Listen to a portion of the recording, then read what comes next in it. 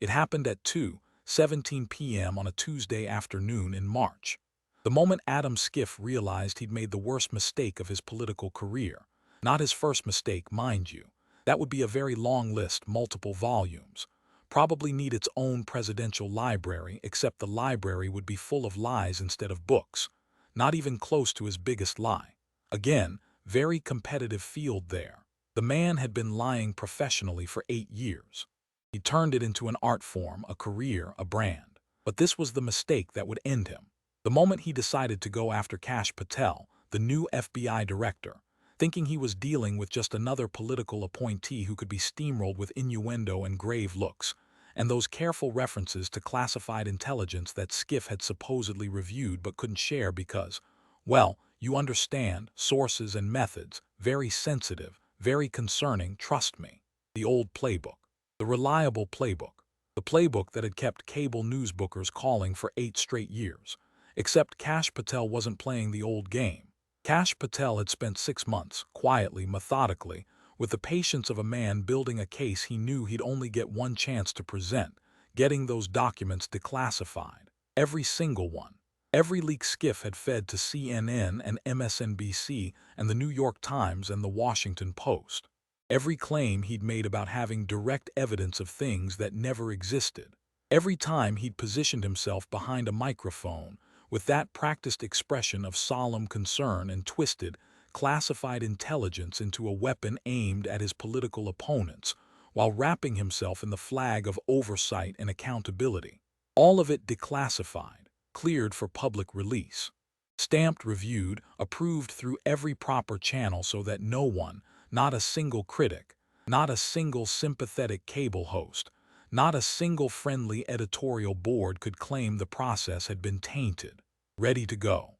And now, with 52 million people watching on C-SPAN and every major network carrying the feed live, with Twitter and Reddit and TikTok already clipping and sharing fragments in real time before the moment had even finished unfolding, Kash Patel was slowly, deliberately, with the calm precision of a former federal prosecutor who understood the theatrical power of patience, pulling a document from a red folder. The folder was stamped across its front in bold letters, DECLASSIFIED, approved for public release. And Adam Schiff's face was doing something faces don't usually do on camera. It was going through an entire journey in about 3 seconds. From smug certainty, the default expression, the one he wore like armor, to confusion, a flicker of something unfamiliar crossing his features, to dawning horror, the pupils dilating, the jaw loosening almost imperceptibly, to that special kind of pale that happens when someone realizes they've been caught. Really caught. Completely caught. Caught with receipts. Caught with documents. Caught with timelines and phone records and transcripts that can't be explained away or spun or dismissed as partisan overreach. Caught in the way that ends things. The Senate Intelligence Committee hearing room had gone completely silent.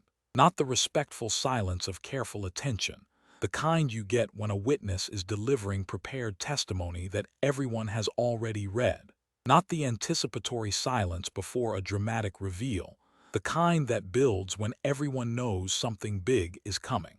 This was the uncomfortable, everybody hold your breath, I can't believe this is actually happening silence of watching someone's entire career implode in real time on national television. The kind of silence where you can hear the ventilation system humming, where you can hear someone 3 rows back shift in their seat, where the scratch of a pen on paper sounds like a gunshot, because everyone in that room, every senator and staffer and aide and reporter crammed into every available seat and standing along the walls and crowded into the doorways, everyone watching at home on their televisions and phones and laptops, everyone refreshing their social media feeds to see the clips that were already going viral even though the moment was still actively happening, still unfolding in real time. Everyone could see what was written on Adam Schiff's face. It wasn't anger. It wasn't defiance. It wasn't even fear, not yet.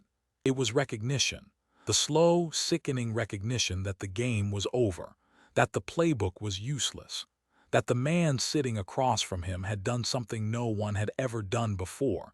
He'd declassified the proof. The realization was visible in the way Schiff's shoulders dropped, just slightly, just enough. in the way his left hand moved unconsciously to the edge of the table, as if steadying himself, in the way his eyes darted once, twice, toward his staff seated in the gallery behind him, looking for rescue, looking for a lifeline, looking for someone to call a break or raise a procedural objection or do something, anything, to stop what was happening. But his staff couldn't help him. Nobody could. Because Kash Patel had spent the last 20 minutes sitting quietly, taking careful notes on a yellow legal pad, wearing that slight, patient smile that should have been a warning but wasn't, because Schiff was too arrogant to recognize a trap when he was walking into one, too confident in the playbook that had never failed him, too certain that the classified information shield would protect him the way it always had. He'd spent 20 minutes attacking Patel's credibility and integrity and fitness for office, using the standard repertoire, vague insinuations, references to classified briefings he couldn't discuss, that serious, concerned voice that had launched 1,000 cable news segments. And Patel had just sat there, quiet, calm, waiting, like a man who knew what cards he was holding and was content to let his opponent bet everything before showing them. Because Schiff had been doing this for 8 years. The concerned intelligence expert, the protector of classified information, the man who had seen things he couldn't tell you about, but trust him, they were very concerning, and you should be very worried, and the American people deserve to know the truth, and he was fighting every day to protect them. And if only he could share what he'd seen in those classified briefings, you'd understand just how serious the situation really was. It had worked on cable news. God, had it worked. The hosts would lean forward with matching concerned expressions and ask if the American people should be alarmed. And Schiff would nod gravely, adjust his glasses in that way he'd perfected, pause for exactly the right amount of time, and say he couldn't say more, but yes, they should be very alarmed. And then he'd leak selected details to his favorite reporters as soon as the cameras turned off, feeding them just enough classified information to keep the stories running, just enough to maintain the narrative, just enough to keep himself at the center of the biggest political drama in a generation. He'd done it with Russia. I've seen direct evidence of collusion, except he hadn't. There wasn't any. Robert Mueller spent 2 years and $40 million and deployed a team of the most experienced prosecutors in the country and issued hundreds of subpoenas and interviewed hundreds of witnesses and examined millions of documents and found nothing. No conspiracy, no coordination, no collusion. The word itself became a kind of bitter joke, a punchline to a story that had consumed the country for years. But Schiff had said it on television hundreds of times. Direct evidence. More than circumstantial, plenty of evidence, abundant evidence. It was all there, he promised. He'd seen it with his own eyes in classified briefings. He'd sat in secure rooms and reviewed intelligence that proved what he was telling the American people. Lies, all lies. But how could anyone prove it when the briefings were classified? How could anyone check his work when the work was hidden behind the highest security clearances in the land? That was the genius of the scheme, if you could call it genius rather than just cynicism elevated to an operating principle. The classification system, designed to protect national security, had become his personal shield against accountability. He'd done it with the Nuns memo, called it reckless and false and misleading, and a threat to national security.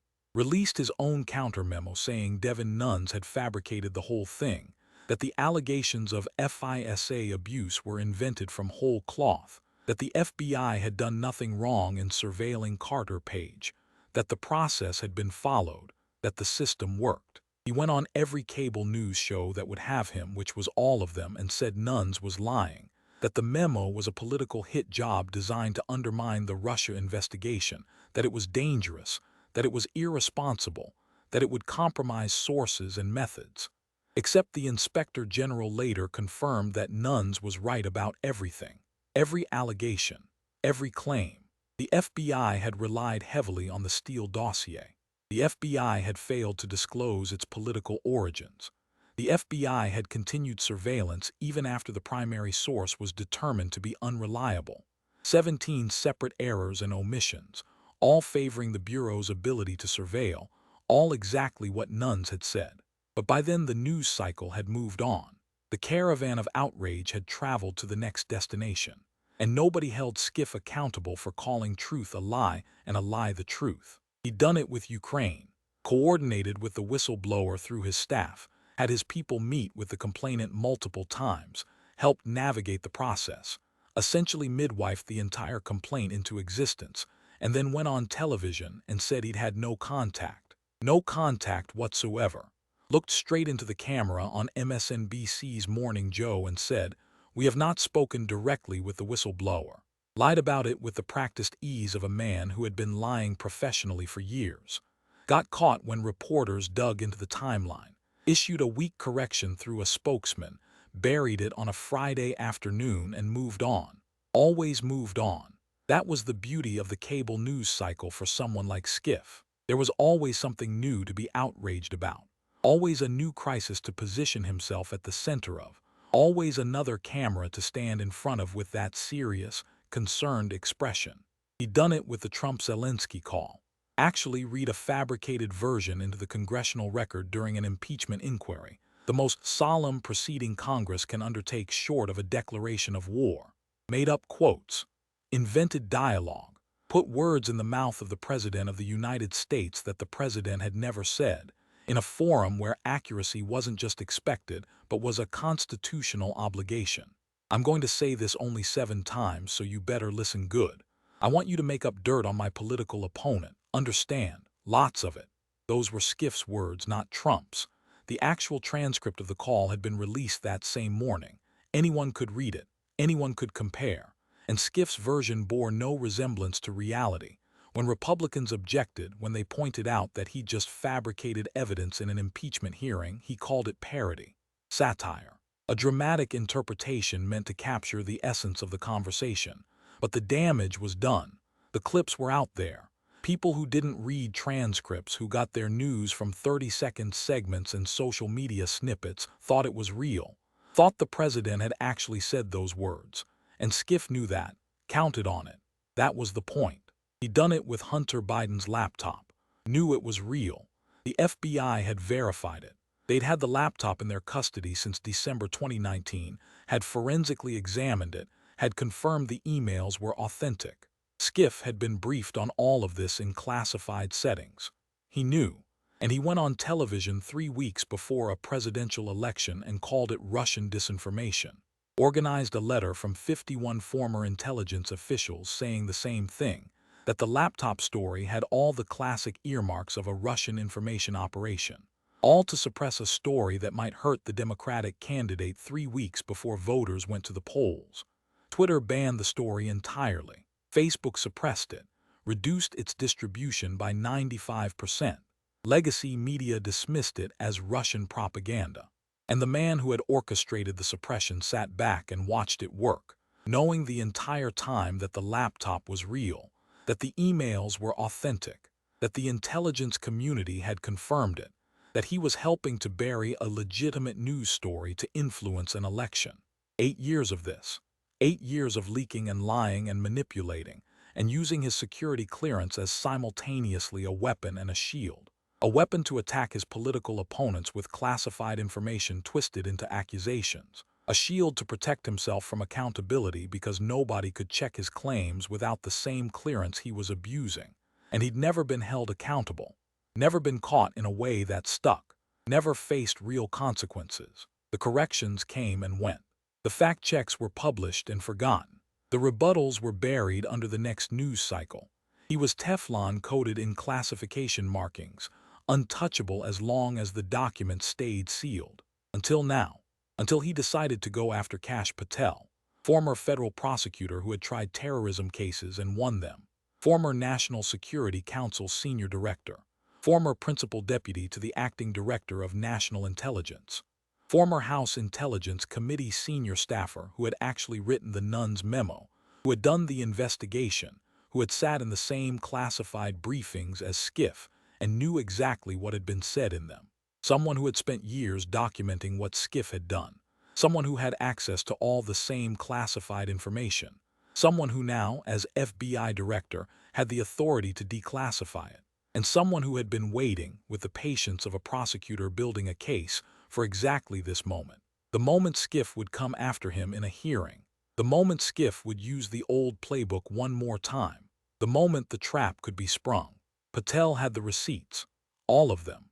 Phone records showing calls between Schiff's office and reporters at CNN, the New York Times, the Washington Post, NBC News. Meeting logs documenting when Schiff had been briefed and on what. Transcripts of the actual classified briefings that Schiff had attended and then mischaracterized on television. Timelines cross-referencing Schiff's media appearances with subsequent news stories containing leaked classified information.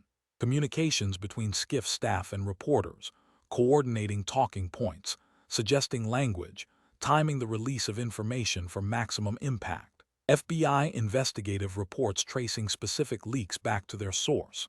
Every lie documented against the actual intelligence. Every leak traced through phone records and metadata. Every manipulation exposed by comparing what Schiff was told in private with what he said in public. And now, with the whole country watching, he was about to show them everything. Not theories, not insinuations, not "I've seen concerning things I can't discuss." Actual documents, actual evidence, actual proof that Adam Schiff had spent 8 years lying to the American people about what he knew and what the intelligence actually showed. The red folder sat on the table between them. Patel's hand rested on it gently, almost casually, like it wasn't the most dangerous thing in that room.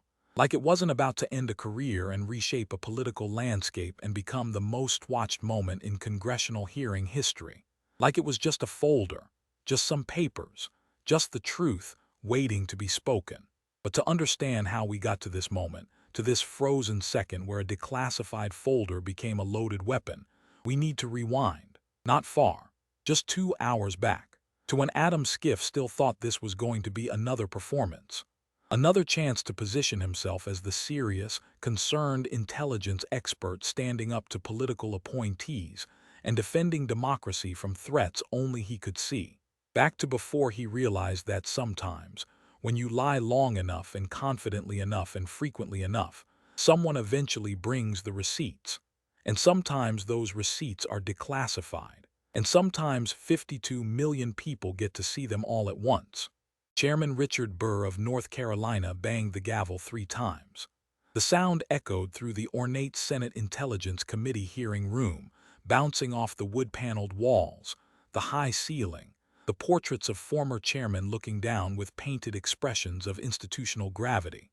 The room was already full, had been for an hour, people arriving early to secure seats, to position cameras, to claim spots along the walls. The energy was palpable, electric, the way a courtroom feels before a verdict or a stadium before a championship game. Everyone knew this hearing was going to be important. Nobody knew just how important. This hearing will come to order. Burr's voice was steady, practiced, the voice of a man who had chaired hundreds of hearings and understood that the opening moment set the tone for everything that followed. We're here today for a special session examining FBI leadership and addressing concerns that have been raised about the politicization of the Bureau and the intelligence community more broadly. He looked down at Kash Patel, seated alone at the witness table. No lawyers flanking him, no handlers hovering behind, no thick stack of prepared testimony piled in front of him. Just Patel, the red folder, a yellow legal pad, and a water bottle. The simplicity of his setup was its own kind of statement. He wasn't hiding behind lawyers or prepared talking points. He was sitting there, ready, unshielded, like a man who had nothing to protect because the truth was his protection. Director Patel, thank you for agreeing to testify before this committee. Patel leaned into his microphone. His voice was calm, professional, unhurried. The voice of someone who had testified before Congress dozens of times in various capacities and understood exactly how the choreography worked, understood the rhythms and the rituals and the subtle games of power that played out in these rooms. Thank you, Mr. Chairman. I'm happy to address any questions or concerns the committee might have. The gallery behind him was packed, every seat taken, every standing spot claimed. Media representatives crammed into every available space, their cameras and microphones bristling like a technological forest. This was the story of the day, the story of the week, possibly the story of the month. The new FBI director, the controversial Trump appointee, The man who had publicly vowed to reform the Bureau and hold it accountable, facing his first major congressional grilling. The networks had all cleared time. The cable channels were carrying it live. The social media platforms were already humming with anticipation. And sitting in the front row of the committee members, positioned carefully, conspicuously, looking like a cat who just spotted a very slow and very confident mouse, was Senator Adam Schiff of California. Except he wasn't actually a member of this committee anymore. He'd been the chairman of the House Intelligence Committee for years, had built his entire national reputation there, had made himself into a cable news fixture and a political brand and a one-man opposition research operation. Then he'd won his Senate seat in 2024 and moved to other committees. But he'd been invited back today as a special consultant, given his extensive background in intelligence oversight. That was the official reason. Everyone in Washington knew the real one.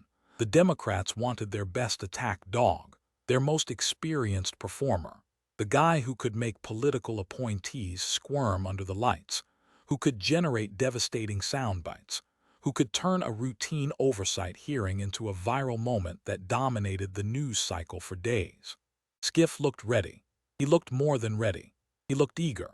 He'd been preparing for this for weeks, workshopping his questions with staff, coordinating with friendly reporters about what clips they'd need for the evening broadcasts, practicing his delivery in front of a mirror or perhaps just in the car on the way over. Because after 8 years of cable news appearances, he didn't really need practice anymore. The concerned expression, the grave tone, the carefully modulated outrage, it was all muscle memory by now. This was his specialty, taking down people he considered threats to democracy, or at least threats to his party's political position, which in Schiff's mind amounted to the same thing. He had his notes arranged precisely. He had his reading glasses positioned just so. He had his water glass filled to exactly the level he preferred. Everything was in order. Everything was planned. He was the hunter, and the prey was sitting alone at the witness table with nothing but a red folder and a legal pad. He had no idea he was the prey. Before Chairman Burr could even finish his opening remarks, before the procedural niceties had been fully observed, Schiff was leaning into his microphone. He couldn't wait. He never could. It was one of his defining characteristics, this need to be first, to seize the moment, to position himself at the center of whatever drama was unfolding. Always had to be the center of attention. The smartest person in the room. The one who knew things you didn't know. The one who had seen the classified intelligence and could tell you, with great solemnity and carefully calibrated concern, that the situation was even worse than you feared. Mr. Chairman, if I may, I'd like to address some serious concerns at the outset. Burr sighed almost inaudibly, the sigh of a man who had dealt with Adam Schiff before and knew what was coming. Everyone in Washington had dealt with Adam Schiff before. Everyone knew the routine, the serious expression, the grave concerns, the references to classified information that couldn't be discussed but was very, very troubling. The senator from California is recognized. Schiff adjusted his glasses. Did that thing where he looked down at his notes with an expression of deep seriousness, as if the weight of the Republic rested on the words written there, then looked up at the witness table with grave concern etched into every line of his face. It was his signature move. He'd perfected it over years of cable news appearances, had refined it through hundreds of interviews and dozens of hearings, had made it so natural that it was impossible to tell where the performance ended and the genuine emotion began, if there was any genuine emotion to begin with. Director Patel, I want to thank you for being here today. I hope we can have an honest, straightforward discussion about your qualifications and the direction of the FBI under your leadership. Pause for effect. Let the word honest hang in the air with all its implications. Let it land like a stone dropped into still water, the ripples spreading outward, carrying with them the unspoken suggestion that honesty might be something the witness wasn't familiar with. It was a small thing, a tiny rhetorical device, but Schiff was a master of small things, of implications and insinuations, of saying one thing while meaning another, of using words as instruments of precision rather than blunt force. I've spent years on the House Intelligence Committee. I've reviewed your record extensively.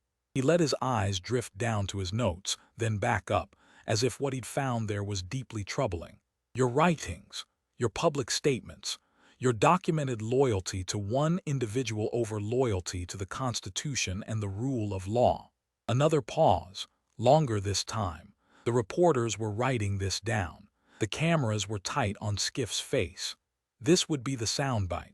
This was the clip that would lead the evening news, the one his office had pre-coordinated with friendly producers. I've also been briefed on intelligence matters that raise serious questions about your judgment and your fitness to lead the FBI. He leaned forward slightly, lowered his voice half a register, the way you do when you're sharing something important and confidential. I cannot discuss the specifics in open session. Sources and methods, you understand. But I can say that the patterns I've observed are deeply disturbing. There it was, the classic Schiff move, the move that had made him famous and kept him relevant and turned him into a cable news superstar. I know things you don't know. Trust me, they're very bad. I'd tell you, but it's classified. Just trust me. The vague but ominous reference to intelligence he couldn't share. The implication that dark and dangerous things lurked behind the classification wall. Things that only he, with his clearance and his expertise and his patriotic dedication, could see and assess. Things that should make you very worried. Things that should make you question the person sitting at the witness table. It had worked for 8 years. It had worked on Russia. It had worked on Ukraine. It had worked on the laptop. It had worked every single time. Why would today be any different? As someone who's dedicated his career to protecting our intelligence community and our national security, Schiff continued, building toward his crescendo, his voice now carrying the full weight of his carefully constructed persona. I have to tell you, Director Patel, that I have serious reservations about whether you should be sitting in that chair. He sat back, looked at the cameras, concerned, serious, patriotic. The Democrat side of the committee was nodding approvingly. The Republican side was rolling their eyes, though not all of them. Some were simply watching with the tired resignation of people who had seen this performance before and knew there was no point in interrupting it. The media was typing frantically, capturing the quotes, preparing the tweets, drafting the headlines. Everything was going according to script. Schiff's script. The only script he'd ever needed. Patel had been listening quietly through all of this, taking notes on his legal pad in a small, precise handwriting. His face was neutral, professionally composed, betraying nothing. Not irritation, not defensiveness, not concern, not even interest really. Just a kind of calm attentiveness, the way a chess player watches an opponent's opening moves, already thinking several turns ahead. When Schiff finished, when the last word of his opening salvo had faded into the high-ceilinged silence of the hearing room, Patel looked up from his notes. That slight smile was there. The one that would later become famous, the one that would be gifted and memed and analyzed frame by frame on social media. It wasn't a smug smile. It wasn't a victorious smile. It was something subtler, something closer to quiet confidence, the smile of a man who knew something the rest of the room didn't know yet. The smile of a poker player with an unbeatable hand who was content to let the betting escalate before showing his cards. Senator Schiff, thank you for those concerns. I appreciate your years of service on the Intelligence Committee and your dedication to oversight. His voice was respectful, deferential, even, not a trace of hostility or combativeness. If you were listening to the audio without watching the video, you'd think this was a perfectly cordial exchange between two public servants. I'd be happy to address your concerns about my qualifications and judgment. A beat, just long enough for the words to settle. But I'm curious about something you said. You mentioned intelligence briefings that raised questions about my judgment. Could you be more specific about which briefings you're referring to? Schiff's eyes narrowed, just slightly, just enough for the cameras to catch it if they were zoomed in close enough, which they were. This was a trap question, had to be. But he couldn't see where it was going, couldn't see the mechanism, couldn't see the tripwire. He'd been in too many of these exchanges to miss an obvious setup, but this one felt different. Patel's tone was too calm, his posture too relaxed, his question too simple.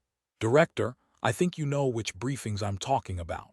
Schiff's voice carried a hint of impatience now, the impatience of a man who was used to controlling these interactions and didn't appreciate being put on the defensive.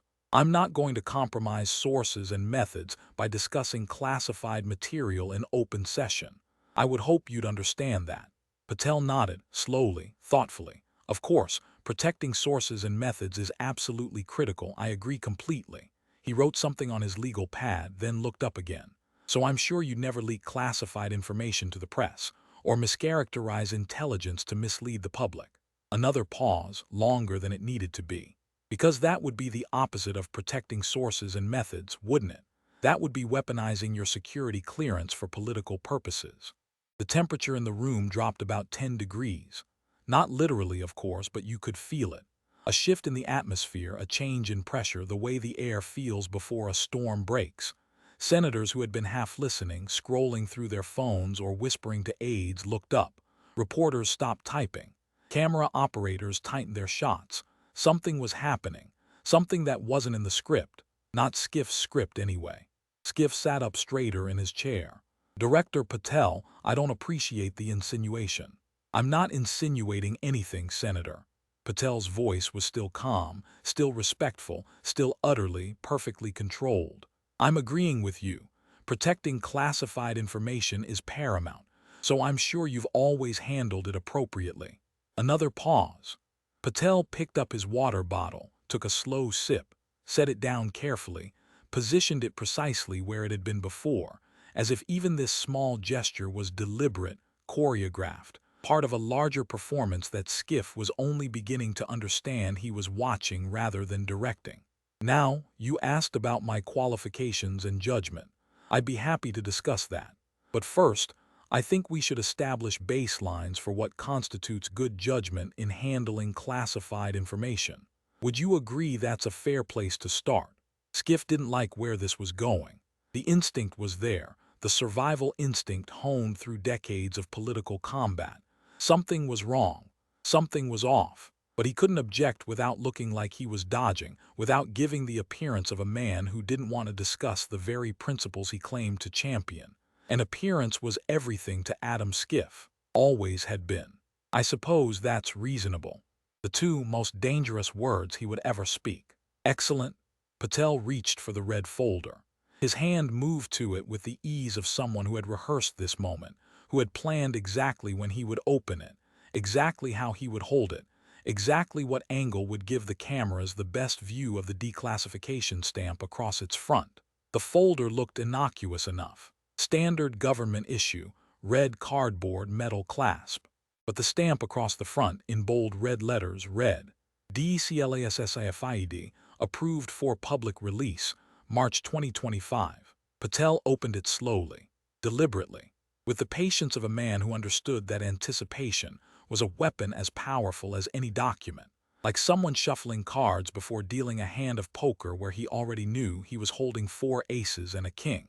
He could feel the room leaning forward, collectively, physically, 50 bodies and 200 cameras and millions of remote viewers, all drawn toward that folder like iron filings toward a magnet.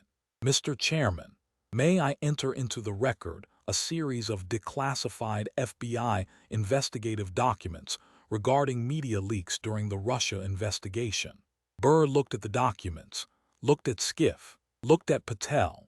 He was Republican enough to be curious about what was coming, experienced enough to know it was going to be significant, and shrewd enough to realize that whatever happened next was going to define this hearing and possibly this entire congressional session.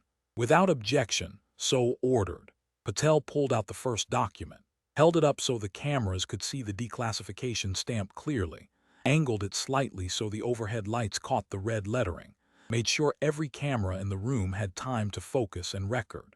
This is a declassified summary of the FBI's investigation into unauthorized disclosures of classified information during the Russia investigation.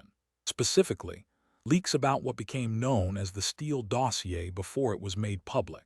He set it down on the table with a quiet precision that was somehow louder than any sound in the room. Looked at Schiff. Senator, you remember the Steele dossier, I assume. Schiff's jaw tightened. You could see the muscles working beneath the skin. Of course. It contained serious allegations contained fabricated allegations from a source the FBI determined was unreliable and likely a Russian agent himself. Patel's interruption was smooth, not rude, not aggressive, just clean and precise like a scalpel. The FBI knew this. You knew this from your classified briefings. Yet somehow in December 2016, detailed information from that dossier started appearing in media outlets. CNN, New York Times, Washington Post, all citing anonymous congressional sources. Patel pulled out another page. This one was a timeline, dates and events arranged in chronological order, each entry annotated with source documentation. The kind of timeline prosecutors build when they're preparing to present a case to a jury. Methodical, thorough, devastating in its precision. This is interesting. Let me walk through it. His finger traced the first entry. December 9, 2016.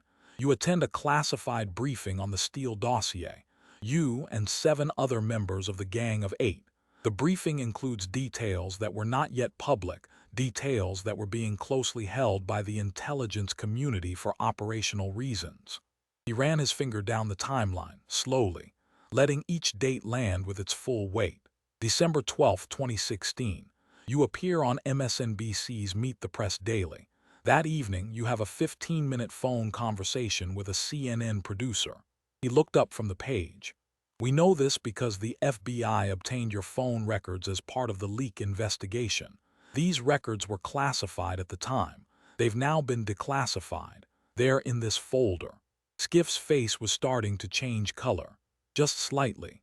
Just enough that if you were watching closely, if you were looking for it, you could see the first flush of blood rising from his collar, spreading upward.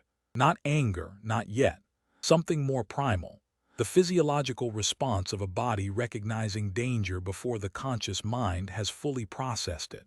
December 13th. CNN runs a story citing sources close to the intelligence community with details that match your briefing almost word for word. Not approximately. Not in the general area. Word for word. The same phrases. The same characterizations. The same specific details that had only been shared in a classified setting 3 days earlier. Patel looked up from the timeline, made eye contact with Schiff, held it. December 18th. You appear on CNN's State of the Union. That afternoon, you have a 23-minute call with a New York Times national security reporter. He held up the phone records, the actual documents, the actual numbers. December 20th. The New York Times runs a story with additional details from the dossier. Details that, again, match what was in your classified briefing. Details that weren't available from any other source.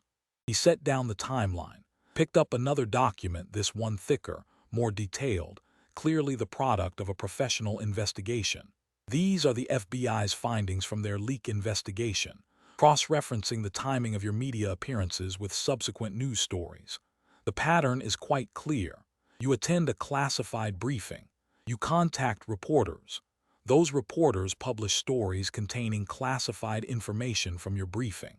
This happens repeatedly over months, in a pattern that the FBI's analysts characterized as, he read from the document, consistent with a systematic program of unauthorized disclosures rather than isolated incidents. Schiff tried to interrupt. His voice was higher now, tighter, the practiced calm beginning to crack. Mr. Chairman, this is an outrageous fishing expedition designed to... Patel talked over him, not loudly, not aggressively, calmly, the way a prosecutor continues reading facts into the record when a defendant objects. You were briefed on December 9th. Content from that briefing appeared in media within days. You had documented contact with reporters at CNN and the New York Times during that exact time period. The leaked information matched what you'd been told in the classified setting. The FBI investigated and found a pattern. These are not allegations. These are findings from a federal investigation. He looked directly at Schiff. The smile was gone now, replaced by something harder, something more direct. The face of a prosecutor asking a witness the question that will determine whether they walk out of the courtroom or leave in handcuffs. Senator, did you leak classified information about the Steele dossier to media outlets in December 2016? Yes or no? The room was completely silent. Not a cough, not a whisper, not the rustle of a page or the click of a camera shutter. Every eye was on Schiff, every camera, every microphone. Every one of the 52 million people watching at home leaning toward their screens. Schiff's mouth opened, closed, opened again. The classic physiological response of a brain trying to compute an impossible equation. Tell the truth and confess to a felony, or lie and be immediately contradicted by the documents sitting on the table in front of 52 million witnesses. Director Patel, I don't discuss my private conversations with journalists. That's a matter of. That's not an answer to my question. Patel's voice was quiet, but it cut through the room like a blade. Did you share information from classified briefings with reporters who then published that information? Yes or no? I have always operated within the bounds of my authority as. Still not a yes or no answer. Patel leaned forward slightly. Senator, let me be more specific. Did you provide information that you learned in the December 9th classified briefing to journalists at CNN and the New York Times? Information that then appeared in their stories within days. Did you do that? Yes or no? The silence stretched. 5 seconds. 10. 15. The clock on the wall behind the chairman's seat ticked audibly in the quiet, each tick a small explosion in the silence. Schiff's eyes were moving rapidly, the way eyes move when the brain behind them is running through options at maximum speed, calculating risks, weighing possibilities, searching for an exit that didn't exist. He couldn't say yes because that would be admitting to a felony, unauthorized disclosure of classified information, punishable by years in federal prison. But he couldn't say no because Patel clearly had evidence. Phone records, timelines, FBI investigative findings. Saying no would mean lying under oath in a hearing room on camera with the evidence sitting right there on the table, perjury on top of everything else. So he did what he always did when caught, what he had always done, every time the walls closed in, every time the facts threatened to break through the narrative. He got indignant. Mr. Chairman, this is clearly a political witch hunt designed to intimidate and silence legitimate oversight of. Patel smiled, not a smug smile, almost a sad one. The smile of a man who had expected exactly this response, had written it into his preparation notes as the most likely reaction, had planned his next move based on the assumption that Schiff would retreat to indignation rather than face the evidence. Senator, you can characterize it however you like, but the documents speak for themselves. You had access to classified information. That information appeared in the press shortly after you had contact with reporters. The FBI investigated and found a pattern. These are facts, not characterizations, not insinuations, facts.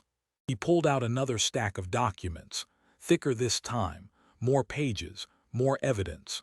The red folder seemed bottomless, an inexhaustible supply of documented truth. But let's move on. Let's talk about your claims of having seen evidence of Trump-Russia collusion. If Schiff had been uncomfortable before, he was approaching something closer to panic now. You could see it in the way his hands gripped the table, in the way his breathing had changed, become shallower, faster, in the way his eyes kept darting toward his staff, toward the door, toward any possible escape route. Because this was his biggest lie, the one he'd told hundreds of times, the one that had made him a hero to the resistance and a villain to conservatives, the one that had defined his public persona for the better part of a decade, the one that was completely, provably, documentably false. Patel pulled out what looked like a compilation, pages and pages of transcripts, each one flagged with colored tabs, each tab marking a specific quote, a specific claim, a specific lie. This is a collection of your media appearances from March 2017 through November 2018. He held it up. It was thick, the kind of thick that makes a point all by itself. I had my staff go through every interview, every cable news appearance, every Sunday show spot, every print interview where you discussed the Russia investigation, every single one. He flipped to the first flagged page. March 2nd, 2017. Meet the press. He read the quote slowly, enunciating each word. I have seen more than circumstantial evidence of collusion between the Trump campaign and Russia. End quote. Another page. March 20th, 2017. CNN, quote, there is evidence that is not circumstantial and is very much worthy of investigation. End quote. Another, May 15, 2017, MSNBC, quote, "The Russians had help from the Trump campaign," end quote. He kept going, page after page, quote after quote, date after date, network after network, Schiff claiming to have seen evidence, direct evidence, compelling evidence, evidence in plain sight, abundant evidence, evidence that was more than circumstantial, evidence that couldn't be ignored, evidence that demanded action, evidence that proved what everyone already suspected, except none of it existed, none of it was real, none of it had ever been there. I counted them, Senator. Patel's voice was quiet, almost conversational, the way someone might mention a mildly interesting statistic. 227 separate instances where you claimed, on television or in print interviews, to have seen evidence of collusion between the Trump campaign and Russia. 227 times. He set down the compilation. The thud of paper hitting the table was audible throughout the room. And yet, he let the word hang. The Mueller report, after 2 years of investigation and $40 million in spending, employing 19 lawyers, 40 FBI agents, issuing 2,800 subpoenas, executing 500 search warrants, and interviewing 500 witnesses, found no conspiracy or coordination between the Trump campaign and Russia. He paused. None, not some, not a little, none. The FBI investigated and found nothing. The Senate Intelligence Committee investigated and found nothing. The House Intelligence Committee, your own committee, investigated and found nothing. No one found this evidence you kept saying you'd seen. Patel looked at Schiff with something that might have been pity, or might have been contempt wearing the mask of pity. It was hard to tell.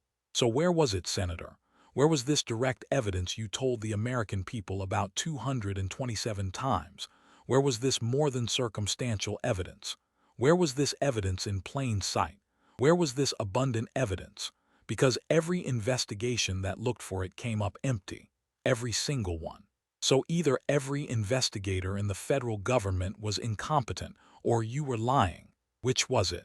Schiff's hands were gripping the edge of the table now. His knuckles were white. The color had drained from his face and then come back, and his complexion had settled into an unhealthy, mottled combination of pale and flushed that made him look like he might be ill. Director Patel, if you're suggesting that I misrepresented, I'm not suggesting. Patel's interruption was clean, direct, final. I'm stating a fact. You claim to have seen evidence that didn't exist. You said it on national television hundreds of times. You led the American people to believe there was proof of a crime that never happened. That's not a suggestion. That's a documented reality supported by every investigation that was conducted. New document.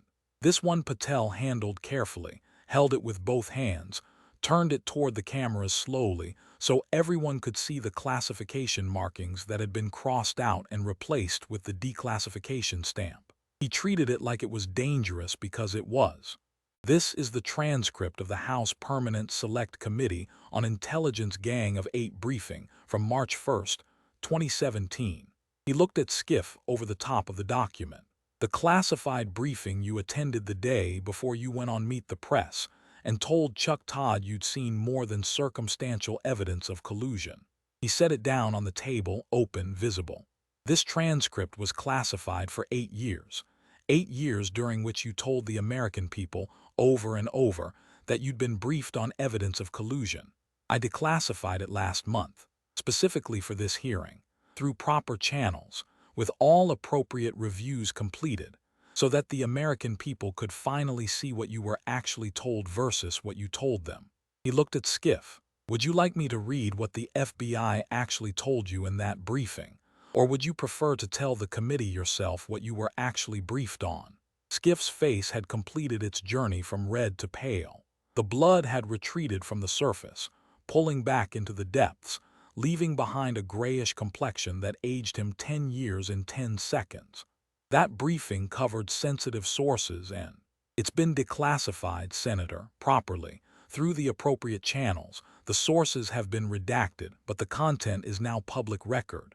Patel's voice was patient, almost gentle, the way a teacher speaks to a student who keeps trying to change the subject. So I'll ask again. Would you like me to read it, or would you prefer to tell the committee yourself? Dead silence. The kind of silence that has physical weight, that presses against the walls and the ceiling and the chest of everyone in the room. Schiff wasn't going to volunteer anything. That was clear. He was frozen, pinned between the impossibility of speaking and the impossibility of remaining silent, trapped in a space that shouldn't exist but did, because Kash Patel had created it with patience and planning and the authority to declassify. Patel read from the document. His voice was measured, clear, loud enough for every microphone in the room but no louder than it needed to be. Quote, FBI has investigated multiple contacts between Russian individuals and persons associated with the Trump campaign. To date, investigators have found no evidence of coordination or conspiracy. FBI continues to investigate and will report findings as they develop. End quote. He looked up. Let the words settle. Let them fill the silence like water filling a vessel. That's what you were told. No evidence of coordination or conspiracy. Those were the actual words used in your classified briefing. On March 1st, 2017, and you walked out of that room and went on Chuck Todd's show the next day, March 2nd, and told the American people you'd seen more than circumstantial evidence of collusion. He set down the transcript. The briefing said no evidence. You said more than circumstantial evidence. Those aren't different interpretations of the same information, Senator. Those are opposites. One is what you were told. The other is what you told the public. And you told the public the opposite of what you knew to be true. He leaned forward. Senator Schiff, did you lie to the American people about what you'd been briefed on? Yes or no? The room had descended into something beyond silence. It was controlled chaos masquerading as stillness. The surface was calm, but underneath, everything was in motion. Republicans on the committee were leaning forward, some literally on the edges of their seats, their faces showing various degrees of satisfaction and amazement. Democrats were frantically conferring with staff, whispered conversations hidden behind cupped hands and turned heads, trying to figure out what to do, whether to intervene, whether to call for a break, whether to object on some procedural ground that might buy their colleague time. Reporters were typing so fast and so simultaneously that their keyboards produced a collective sound like distant machine gun fire, a staccato rhythm of truth being recorded in real time. The social media feeds had already erupted. Hashtags were forming. Clips were being shared. The moment was becoming a phenomenon while it was still happening. But Schiff was frozen, staring at that transcript on the table like it might spontaneously combust and take the evidence with it. His mind was racing behind those eyes, you could see it, the rapid calculation, the desperate search for an exit. He couldn't deny the document was real. It had been properly declassified. It was on the record. It had the markings and the stamps and the authenticating details that made it impossible to challenge. The FBI had told him there was no evidence. And he'd gone on national television the next day and said the opposite. Not a nuanced interpretation, not a matter of emphasis. The opposite. He'd told the country there was evidence when he'd been told there wasn't any. He tried one more deflection. His voice was thin now, strained, lacking the confident timbre that had been its defining quality for 8 years. Director Patel, you're cherry-picking one briefing and ignoring the broader intelligence picture that M.I. Patel was ready for this, had known it was coming, had prepared for it the way a prosecutor prepares for the defendant's last desperate argument. Let's talk about cherry-picking then. Let's talk about February 2018. The Nunn's memo. Remember that. Patel pulled out yet another stack of documents. How many did he have in that folder? How deep did it go? How long had he been preparing for this? Weeks, months, years. Every page was a nail in a coffin that was already being built, and Schiff could hear the hammering getting closer with every document that came out of that bottomless red folder. Congressman Nuns, who was then chairman of the House Intelligence Committee, released a memo documenting FBI and DOJ abuse of the FISA process in surveilling Carter Page. A memo that you, Senator, as the ranking member of the same committee, attacked with everything you had. He looked at Schiff. Do you remember your reaction to that memo, Senator? Of course Schiff remembered. It had been one of his finest performances, or what he thought was one of his finest performances. Righteous indignation on behalf of the FBI. passionate defense of the intelligence community, fierce denunciation of nuns as reckless and partisan and dangerous. He'd been everywhere, every camera, every microphone, every front page, the face of the resistance to what he called a brazen attempt to undermine the Russia investigation. I said the memo was misleading and dangerous. You said it was false. Patel's correction was swift, specific. You released your own counter-memo saying nuns had fabricated the allegations. You went on every cable news show for a week. I have the logs right here, saying he'd lied about what the FBI had done. You said the FISA process had been followed properly. You said there was no abuse. You said nuns was manufacturing a crisis for political purposes. Patel held up the nuns' memo in one hand, held it there, visible, tangible, real. And then the Inspector General investigated, did a comprehensive review of the FISA applications, the most thorough review of the FISA process ever conducted. He held up the IG report in his other hand. Two documents, two truths that together told a devastating story. Want to know what he found? He didn't wait for an answer. Read from the report. Quote, the nuns' memo was consistent with the underlying facts. The FBI did rely heavily on the Steele dossier in its FISA applications. The FBI did fail to adequately disclose the dossier's political origins. The FBI did continue surveillance even after the primary source was determined to be unreliable. End quote. He set both documents on the table side by side. Nuns was right about everything, everything.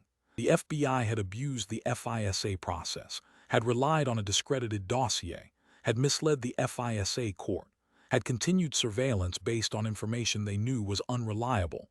All the things nuns said happened. The Inspector General confirmed it. 17 separate errors and omissions. 17. All of them favoring the FBI's ability to surveil. All of them exactly what the nuns' memo described. He looked at Schiff, and you said he was lying. You released a memo saying he'd made it all up. You went on television dozens of times and told the American people that the nuns' memo was false and misleading. You had access to the same underlying intelligence he did, Senator. You sat in the same briefings.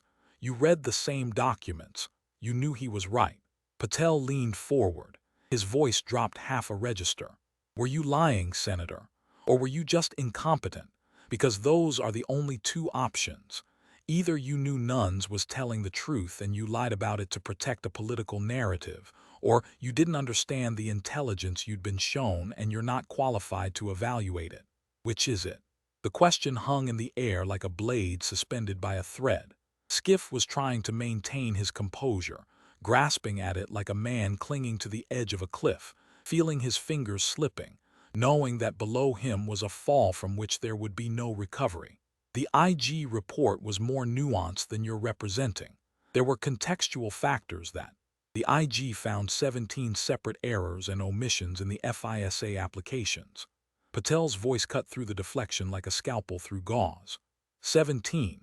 All of them favoring the FBI's ability to surveil. All of them exactly what nuns had said happened. You had access to the same underlying intelligence he did. You knew he was right, but you told the public he was wrong. You told the public the FBI had done nothing wrong. You told the public the process had been followed. And none of that was true. He leaned forward further. Why? Why did you lie about the nuns' memo? Because the truth was politically inconvenient. Because admitting the FBI had abused its surveillance powers might undermine the Russia investigation narrative you'd been building. Because it might help Trump. Is that why you lied to the American people? Because the truth didn't serve your political purposes? Schiff tried to fight back, tried to find the offense, tried to summon the righteous indignation that had been his most reliable weapon for 8 years. But the weapons were all empty. The ammunition was spent. Every argument he could make was preemptively destroyed by the documents on the table. He couldn't claim the IG report was wrong. It was the gold standard, the definitive investigation. He couldn't claim nuns was still lying. The IG had confirmed his allegations. He couldn't claim the classification prevented him from knowing better. Patel had the declassified briefing transcripts showing what he'd been told. Every exit was blocked. Every escape route was sealed. And Patel wasn't done. Wasn't even close. Let's talk about September 2019, the Ukraine whistleblower. And there it was. The moment Schiff visibly flinched.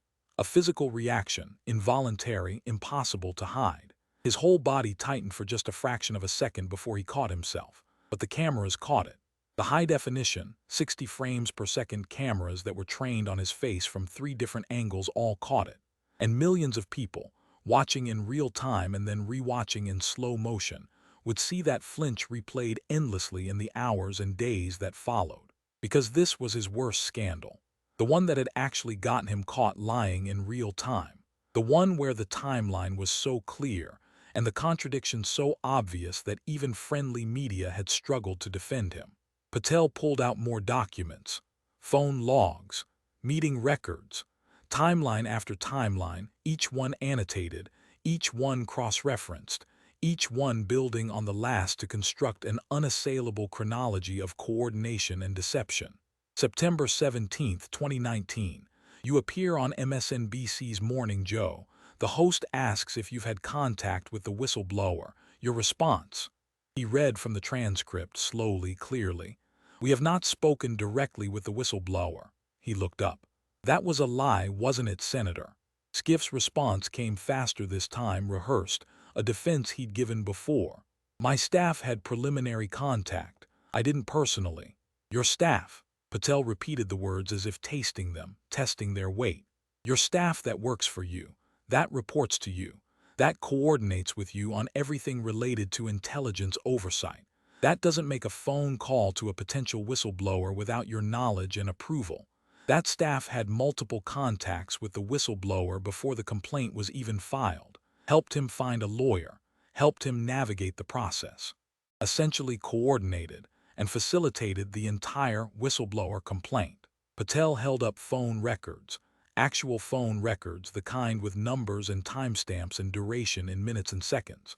August 12, 2019, 43-minute phone call between the whistleblower and your staff director. August 14th, in-person meeting at your office. August 28th, second meeting, this time with your chief counsel present. The complaint was filed September 9th. You were asked about it on September 17th, and you said you hadn't had contact. He set down the phone records. That was a lie. Your office had extensive, documented, repeated contact with the whistleblower over a period of weeks. You coordinated the complaint, and when asked about it on national television, you denied it. He pulled out another document. This is the correction you had to issue through a spokesman after you got caught. He read it. The committee has had no contact with the individual. He looked up. Except that was also a lie because your committee staff had extensive contact, documented contact, 43-minute phone calls and in-person meetings contact. You lied, got caught, issued a correction, and the correction was also a lie. He set down the document. Why lie about it, Senator? If the complaint was legitimate, if the process was proper, if there was nothing wrong with what you'd done, why hide your involvement? Why deny it on television? Why issue a false correction through a spokesman? Unless you knew that the coordination undermined the credibility of the complaint. Unless you knew that the American people, if they learned the truth, would see it for what it was. A political operation disguised as whistleblowing, orchestrated by the chairman of the Intelligence Committee, and then denied. And then Patel continued, reaching into the red folder again, pulling out yet another document, as if the folder were a well that never ran dry. And then there's what you did with the transcript itself. He held up 2 documents side by side. The transcript of the Trump-Zelensky phone call on the left, the transcript of Schiff's opening statement at the impeachment inquiry on the right. 2 pieces of paper, 2 versions of reality, one real, one fabricated. September 26, 2019. You opened the impeachment inquiry hearing, the most serious constitutional proceeding short of a Senate trial, the proceeding to determine whether the President of the United States should be removed from office. And in your opening statement, in your very first words to the American people about why this proceeding was necessary, you did something unprecedented. He paused. Do you remember what you said, Senator? Schiff knew. Everyone in the room knew.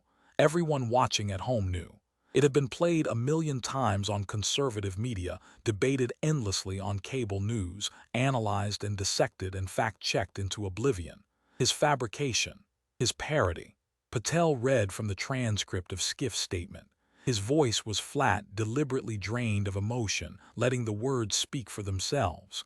Quote, "And I'm going to say this only 7 times, so you better listen good. I want you to make up dirt on my political opponent. Understand? Lots of it." End quote. He set down the paper. "That's what you said. In your opening statement. At an impeachment inquiry. You made it up. Completely fabricated dialogue. Put it in the mouth of the President of the United States.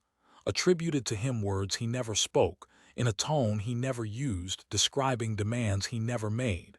And you read it into the congressional record as if it were a summary of what had actually been said." He held up the actual transcript of the call. The real transcript had been released that same morning, September 26th, by the White House. Anyone could read it, anyone could compare. And your version, he held up Schiff's opening statement, bore no resemblance to it. None. Not close. Not in the ballpark. Not even in the same city as the ballpark. He put both transcripts down side by side. "Show me where they match, Senator. Show me anywhere in the real transcript where Trump says anything like what you claimed. Anything even close. Any sentence. Any phrase, any word." Schiff couldn't, because there was nothing. He'd made it up. Whole cloth. Fiction read into the record of the most solemn constitutional proceeding Congress can conduct. He sat there, staring at those 2 documents side by side, the truth and the fabrication, and he had nothing to say because there was nothing to say. The documents spoke for themselves. "That's not parody, Senator." Patel's voice was quiet now, almost conversational, but the quiet was more devastating than any shouting could have been. "That's not artistic license. That's not a dramatic interpretation. That's fabricating evidence.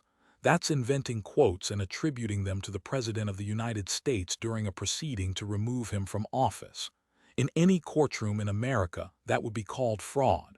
In any legal proceeding, that would result in sanctions. In any context other than the congressional hearing room, where you enjoyed immunity from prosecution, that would be a crime." But Patel still wasn't done. There was more. There was always more with Adam Schiff. Layer upon layer of deception, year after year of manipulation, lie after lie after lie, each one built on the foundation of the one before it, constructing a tower of falsehood so tall that, when it finally fell, the crash would be heard across the country. October 2020, Hunter Biden's laptop. The words landed in the hearing room like stones dropped into still water. The laptop. The story that had been suppressed. The story that might have changed the course of a presidential election. The story that Adam Schiff had helped to kill. The New York Post breaks a story about Hunter Biden's laptop. October 14, 2020. Emails showing potential corruption, influence peddling possible crimes. Business dealings with foreign entities, references to the big guy. A major story, a potentially election-defining story, published 3 weeks before a presidential election. Patel pulled out another timeline. This one was perhaps the most damning of all, because it documented not just lying but the active suppression of truth, the coordinated effort to ensure that the American people didn't learn something that might change how they voted. October 14, 2020. The Post breaks the story. October 15th, you appear on CNN. You're asked about the laptop, you say, and I have the transcript right here, quote, "We know that this whole smear on Joe Biden comes from the Kremlin," end quote. You said that, on national television, 3 weeks before an election. October 17th, you promote a letter signed by 51 former intelligence officials saying the laptop story has, quote, "all the classic earmarks of a Russian information operation," end quote. October 19th, you go on MSNBC and say the laptop is Russian disinformation 4 separate times in one interview. 4 times. In case anyone missed it the first 3. He set down the timeline. There's one problem with all of that, Senator. One rather significant problem. He reached into the folder, pulled out FBI internal communications, held them up. The laptop was real. The FBI had verified it. The emails were authentic. The laptop had been in FBI custody since December 2019, 10 months before the story broke, they'd forensically examined it. They'd confirmed its authenticity. They knew it was real. He held up another document. And you'd been briefed on this. In classified settings. You knew the laptop was real. You knew the emails were authentic. The FBI had told you. In the same kind of classified briefing that you'd always claimed to take so seriously, that you'd always said you couldn't discuss because of sources and methods, that you'd always used as the foundation for your public statements about intelligence matters. He set down the document, and you went on television and called it Russian disinformation, 3 weeks before an election, knowing it was real, knowing the FBI had verified it, knowing you were lying. You looked into the camera and you told the American people that a true story was a Russian plot to influence how they voted. He held up the letter from the 51 intelligence officials. And this letter, the one that gave the suppression effort its legitimacy, the one that social media companies cited when they banned the story, the one that legacy media pointed to when they refused to cover it. You know who organized it. He held up emails. Your staff. These are emails between your office and some of the signers, coordinating talking points, suggesting language, recruiting signatures. This wasn't an organic statement from concerned former officials. This was an operation organized by your office to suppress a true story 3 weeks before an election. He set everything down. And it worked, didn't it? Twitter banned the story, said it violated their hacked materials policy even though nothing was hacked. Facebook suppressed it, reduced its distribution by 95%. Legacy media called it Russian disinformation, dismissed it, mocked it, refused to investigate it, all because of that letter, all because of your appearances, all because you used your credibility as a senior member of the Intelligence Committee to certify a lie as truth and truth as a lie. Patel leaned back in his chair. His voice was quieter now, but the quiet carried further than any raised voice could have. The laptop was real, Senator. The FBI knew it, you knew it, and you told the American people it was Russian disinformation. To influence an election, that's not oversight, that's not intelligence work, that's not protecting sources and methods, that's propaganda. That's using your security clearance and your position on the Intelligence Committee to spread lies. That's election interference. Not the kind you accused others of, the real kind, the documented kind, the kind that's sitting on this table right now in a declassified folder. The hearing room was in chaos now, the thin veneer of procedural order finally cracking under the weight of what had been revealed.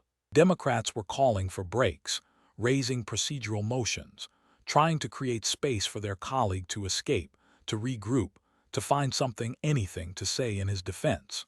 Republicans were demanding that Schiff answer the questions, that the record reflect his silence, that the evidence be formally entered and preserved. Media was frantically updating their stories, rewriting leads, cutting clips, calling editors for more space, more time, more resources to cover what was rapidly becoming the most significant congressional hearing in decades. Social media was not in chaos but in delirium, every platform simultaneously exploding with clips and commentary and reaction, the moment becoming a cultural event in real time. But Patel wasn't paying attention to any of that, wasn't watching the senators conferring or the reporters typing or the aides frantically texting. He was focused entirely on Schiff, had been the entire time, would be until the end, because he had one more question, the question that would finish it, the question that would take everything he just demonstrated, 8 years of lies and leaks and manipulation, and reduce it to its simplest, most devastating essence. He gathered up all the documents spread across the table, slowly, carefully, one by one, the Steele dossier leak evidence, the Russia collusion lies, the Nunn's memo falsehoods, the whistleblower coordination, the fabricated transcript, the Hunter Biden laptop disinformation. Each stack of papers a chapter in the story of a man who had used the highest security clearances in the land as a weapon against truth. He stacked them neatly, precisely, aligned the edges, put them back in the red folder, closed the flap, smoothed it flat with his hand. Then he looked at Adam Schiff and asked the simplest, most devastating question possible. A question that needed no documents to support it because the documents had already been shown. A question that needed no elaboration because the evidence spoke for itself. A question that was less a question and more a verdict, delivered not by a judge but by the truth itself. Senator Schiff, how many times have you lied to the American people using your security clearance as cover? The room went silent, the deepest silence yet, the silence of an ending. 10 times, 100, 1,000, Patel continued. I've documented hundreds just in the materials I've shown today, but I know there are more.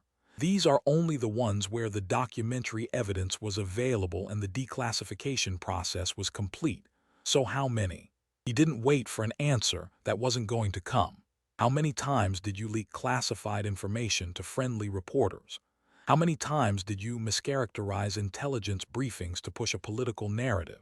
How many times did you claim to have seen evidence that didn't exist? How many times did you coordinate with media to spread stories you knew were false?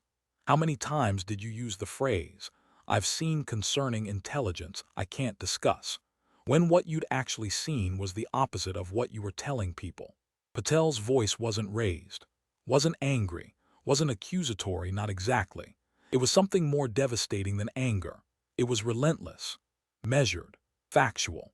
Question after question landing like a hammer on an anvil, each blow precise, each blow in exactly the same spot, driving the point deeper and deeper into the record, into the consciousness of every person watching, into the historical record that would define Adam Schiff's legacy. You've spent 8 years positioning yourself as the defender of truth, the intelligence expert, the patriot standing up to authoritarianism, the man who knew things and cared about things and fought for things that the rest of us couldn't see or understand because we didn't have the clearance.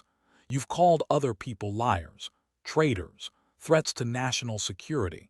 You've questioned their fitness for office, their loyalty to the Constitution, their basic honesty. He paused, and the entire time you were the one lying. You were the one leaking. You were the one weaponizing classified information for political gain. You wrapped yourself in the flag while spreading propaganda. You claimed to protect sources and methods while burning them for partisan advantage. You accused others of the exact crimes you were committing. Every accusation was a confession.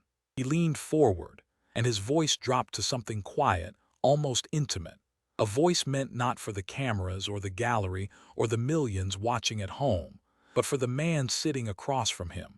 The man whose career was ending in this moment, in this room, under these lights. I've been in intelligence for 20 years, Senator. I've worked for both parties. I've served in Republican administrations and cooperated with Democratic oversight committees. I've seen good people make mistakes. I've seen classified information mishandled accidentally. I've seen judgment calls go wrong in ways that cost careers and sometimes lives. I understand that intelligence work is messy and imperfect, and that reasonable people can disagree about assessments and implications. He paused. But what you did wasn't mistakes. It wasn't accidents. It wasn't judgment calls gone wrong. It was systematic, deliberate, strategic. You lied to the American people over and over and over again because you knew they couldn't check your work, because the information was classified, because who could prove you wrong? Who had the access? Who had the authority to declassify? He pushed the red folder slowly across the table toward Schiff. Until now. Until someone declassified it, all of it, every leak, every lie, every manipulation. Every time you walked out of a classified briefing and told the public the opposite of what you'd been told. Every time you called a true story disinformation and a false story truth. Every time you used the words sources and methods, not to protect national security but to protect yourself. He sat back. So I'll ask you one more time, with all the evidence on the table, with 52 million people watching, with your entire career on the line, how many times did you lie to the American people, Senator Schiff? Adam Schiff stared at that red folder like it was a living thing, a coiled serpent placed on the table between them, ready to strike if he touched it, ready to strike if he didn't. His hands were shaking, not dramatically, not theatrically, just a fine tremor visible in the fingers, the kind of tremor that comes not from cold or exertion, but from the body's recognition that something terrible is happening and there is no way to stop it. His face had gone through about 17 different colors in the last 90 minutes. A journey from confident pink to angry red to shocked white to sick gray to the current mottled combination that suggested his circulatory system had simply given up trying to decide how to respond. He looked at his notes, the notes he'd prepared so carefully, the questions he'd workshopped with staff, the sound bites he'd pre-coordinated with friendly reporters, all of it useless now, all of it as relevant to the current situation as a map of a country that no longer exists. He looked at his staff in the gallery. They were frantically shaking their heads, making small, desperate gestures. Don't answer. Don't engage. Call for a break. Get out. Leave. Some of them had their phones pressed to their ears, probably trying to reach communications consultants, crisis managers, anyone who could tell them what to do when your boss's entire career collapses on live television with 52 million people watching. He looked at the Democratic members of the committee. They were stone-faced, not defending him, not objecting, not calling for breaks or raising procedural points or doing any of the things that allies do when one of their own is under attack. They were just sitting there, letting him drown because the documents were real, the evidence was real, the lies were real, and no amount of partisan solidarity could change that. They'd read the room. They'd calculated the political cost of defending a man whose deceptions had just been laid bare for the entire country to see. And they decided, quietly, individually, without needing to coordinate, that Adam Schiff was on his own. He looked at the cameras, at the 52 million people watching, at his career flashing before his eyes, the cable news appearances, the Sunday show panels, the press conferences, the hearings, the impeachment inquiry, 8 years of carefully constructed reputation, 8 years of positioning himself as the conscience of the Intelligence Committee, the protector of truth, the defender of democracy. All of it dissolving in real time, pixel by pixel, frame by frame, as the cameras recorded the face of a man who had run out of lies. And he had nothing, no answer, no defense, no clever dodge, no procedural escape, no friendly moderator to cut to a commercial break, no news cycle to hide behind, no classification to shield him, because Patel had the receipts, all of them declassified, public record, undeniable, inescapable. Every leak traced to his phone records, every lie contradicted by the actual briefings he'd attended, every fabrication exposed by comparison with the real documents, every manipulation documented in emails and meeting logs and call records and FBI investigative findings. He'd spent 8 years lying because he thought he'd never be caught, because the information was classified, because nobody could prove him wrong, because the shield of classification was impenetrable as long as the documents stayed sealed. And Kash Patel had just shattered that shield, on live television, with documents, with timelines, with evidence that couldn't be argued with or spun away or dismissed as partisan attacks or right-wing conspiracy theories. Facts, just facts. Brutal, undeniable, career-ending facts presented in chronological order with supporting documentation. Schiff opened his mouth, closed it, opened it again. The simple motor function of speech, something he'd performed tens of thousands of times in his career, seemed to have abandoned him. When words finally came, they were halting, uncertain, stripped of all the polish and confidence and practiced gravitas that had been their defining qualities. Director Patel, I think you're mischaracterizing the... Which document did I mischaracterize? The response was immediate, precise, devastating. Which timeline is wrong? Which phone record is fake? Which FBI finding is inaccurate? Point to the specific error.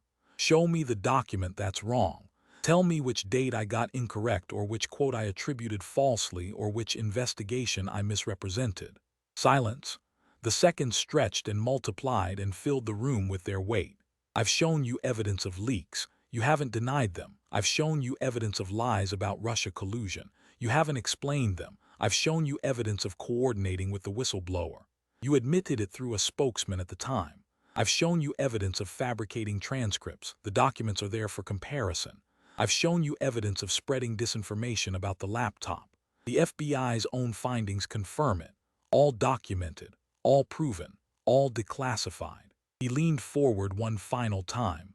So tell me which part I got wrong, Senator, specifically, with specifics. Point to the error. More silence. Longer this time, heavier, because Schiff couldn't point to anything Patel had gotten wrong. It was all true, all documented, all real. Every claim supported by documents. Every timeline verified by records. Every assertion backed by FBI findings or Inspector General reports or declassified briefing transcripts. The truth was there, spread across the table and entered into the record and beamed to 52 million screens, and it couldn't be unshown. Chairman Burr leaned into his microphone. Even he looked uncomfortable with how thoroughly this had gone. Not uncomfortable with the justice of it, perhaps, but uncomfortable with the totality of the destruction. The way a man might feel watching a building demolished even if the demolition was warranted. Senator Schiff, do you wish to respond to Director Patel's questions? Schiff took a long drink of water. His hand was shaking enough that some spilled over the rim of the glass, ran down his fingers, dripped onto the table's surface. When he spoke, his voice had lost all its earlier confidence, all the gravitas, all the serious, concerned intelligence expert routine that had been his trademark and his weapon and his shield. What was left was just a voice. A man's voice, diminished, uncertain, reaching for words that had always come so easily and finding them hollow. Mr. Chairman, I believe this hearing has devolved into a political attack rather than legitimate oversight. He paused, swallowed. I came here in good faith to discuss concerns about FBI leadership, and instead I've been subjected to a coordinated smear campaign using selectively declassified materials. It was weak. Everyone in the room knew it. Schiff knew it. His staff knew it. The Democratic senators who were carefully not meeting his eyes knew it. The reporters who were recording his every word knew it. The 52 million people watching at home knew it. But it was all he had. The last arrow in an empty quiver. I stand by my oversight work. I stand by my efforts to protect American democracy. His voice was firmer now, finding the rhythm of a speech he could deliver on autopilot, the talking points that had served him through every previous crisis. And I will not be bullied by political appointees who are trying to rewrite history to serve partisan ends. He started gathering his papers, getting ready to leave, cut his losses, get to the car, get to the office, get the crisis communications team assembled, figure out the narrative, find the spin. There had to be spin. There was always spin. That was the one thing Washington never ran out of. But Patel wasn't done. Senator, you're welcome to characterize this however you want. But before you go, I want to make one thing clear to everyone watching. He stood up, picked up the red folder, held it at his side casually the way a lawyer holds a file folder walking down a courthouse hallway. These documents will all be posted online within the hour. Every declassified page, every timeline, every piece of evidence, every phone record, every FBI finding, every declassified briefing transcript. The American people can read them for themselves. He looked directly into the nearest camera, not at Schiff now, at the audience, at the 52 million people who had watched this unfold and the hundreds of millions more who would see the clips in the hours and days to come. They can see your phone records. They can see your media appearances and compare them to what you were actually briefed on. They can see the timelines and the patterns and the contradictions. They don't have to take my word for it. They don't have to take your word for it. They can see the receipts. He set the folder down gently on the table. You spent 8 years lying because you thought people couldn't check your work.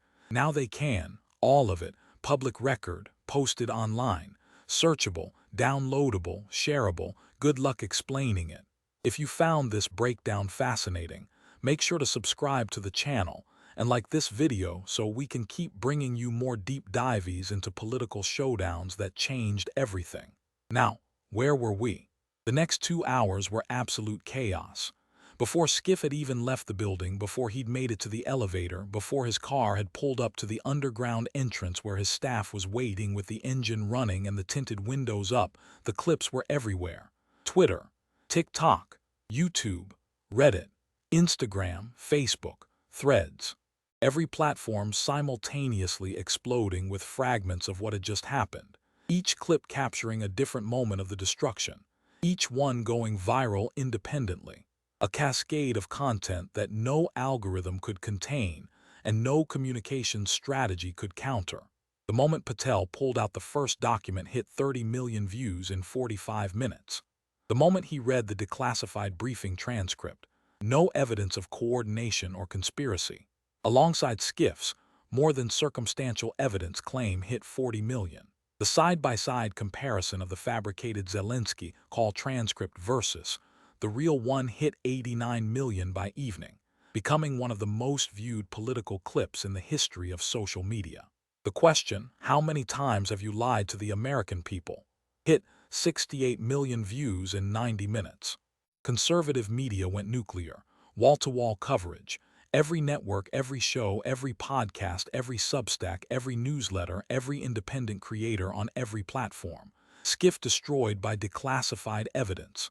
The liar exposed. 8 years of lies revealed in 90 minutes. The red folder that ended a career.